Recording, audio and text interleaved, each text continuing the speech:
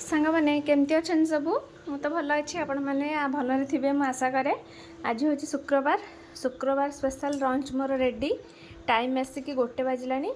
lunch ready kitchen clean सब कम सरला मु क्षीरटा बसई देती गरम करने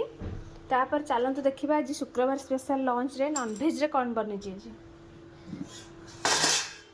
ये बनई देती उषुना भात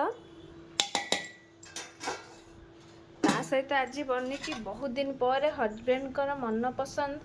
छुई आलू दिहे कि आंबुल पड़ी रोही माछर बेसर देखिए झोलटा पूरा बेसी मोटा है पतला पतला अच्छी हजबैंड को बहुत पसंद यहाँ मत भी भल लगे आज छुई आलू माछर बेसर होती दुईटा माछ भजा रखीदे आईटा तो मेन जिनस पाग पानी